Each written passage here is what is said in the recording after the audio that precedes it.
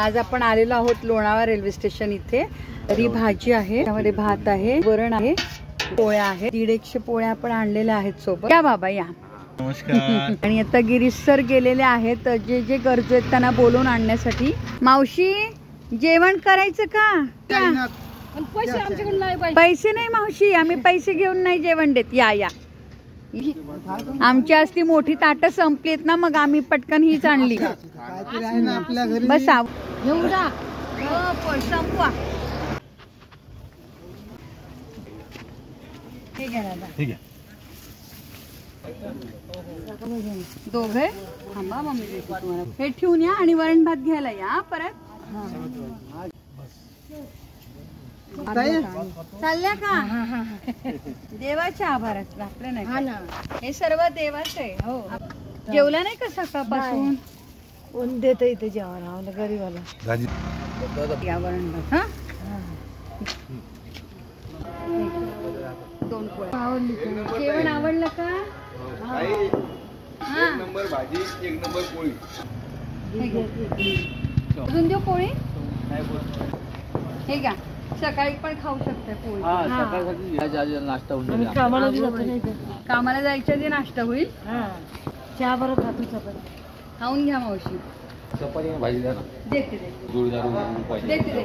ते गाडीत नाही डिश घेऊ, 2 देऊ। हे घ्या, हे घ्या। या या तिकडे पहिल्यांदा भाजी पोळी वाटून घेऊया दादा सगळ्यांना। पोळी पाहिजे दादा? 3 रोटी बस की और एक दूं? इतना बहुत होगा। 12 बजने को है, खाना नहीं खाया? आपका बहुत मेहरबानी, जीवन में नहीं भूलेंगे। इधर आ जाओ। ये घर का पकाया हुआ खाना रहता है ना भैया, उसका स्वाद ही कुछ अलग होता है। पण बऱ्याच दिवसानंतर लोणावळा रेल्वे स्टेशनला आज आलेलो आहोत।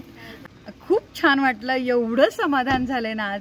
आणि खरंच खूप गरजू लोक असतात इथे। ते डोनर आहेत, त्यांनी स्पॉन्सर केलं होतं जेवण आणि त्यांनी ते आपल्या आजी आजोबांसाठी आणलं होतं। तर आपलं जे बनवलेलं जेवण आहे तर ते वाया नको जायला, म्हणून आम्ही ते जेवण इकडे घेऊन आलो आणि आज गरजूंना ते वाटले।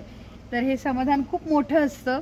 महिन्यातून 1 दिवस जरी आपण ठरवलं की असं आपण अन्नदान करू गरजूंसाठी, तर जरूर करून बघा, कारण हा फार एक वेगळा अनुभव असतो। म्हणजे हे जे समाधान आहे ना, हे शब्दात व्यक्त नाही करता येत। आणि माझ्याबरोबर आज उमेश दादा पण आलेत। उमेश दादा, कसं वाटतंय आज तुम्हाला? छान, खूप छान। आपल्याकडे उमेश दादा आता जॉईन झालेले आहेत, त्यांनी देखील खूप मोठ्या वृद्धाश्रमामध्येच काम केलेलं आहे, ची पण आम्हाला साथ मिळाली। त्यामुळे आपण हे काम करत राहूयात। ते परमेश्वराला मी एकच सांगेन की खरंच तू आमच्या हातनं हे कार्य करून घेतोयस आणि करून घेत राहा। रेल्वे स्टेशनवरती आपण रोज रात्री 9:30च्या लोकलने यायचो आणि 12:30च्या लोकलने परत जायचो कानेफाट्याला। हे आपण सातत्याने जवळजवळ 2 वर्ष केलेलं आहे। गरजवंत जे आहेत ते आपण आपल्या गाडीपर्यंत घेऊन आलोय आणि आज जेवण वाटले।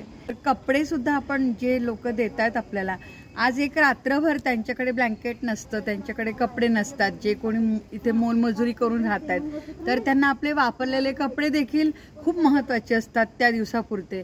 आणि काही हरकत नाही, असे कपडे आणून ह्या लोकांना वाटायला सुद्धा काही हरकत नाही। त्यामुळे आता आपण ते सुद्धा कपडे घेऊन येणार आहोत इकडे, म्हणजे खंडित झालेली जी सेवा होती ती आपण परत सुरू करणार आहोत। खूप मोठं समाधान घेऊन आम्ही इथून चाललोय। संपूर्ण ह्या यूट्यूबच्या फॅमिलीला जे मला फार मोठा भरभरून रिस्पॉन्स देत आहेत, जे माझे व्हिडिओज पाहतायत, लाईक करतायत, जे तुम्ही ते शेअर देखील करताय, याबद्दल मी खूप मनापासून धन्यवाद देते। थँक्यू।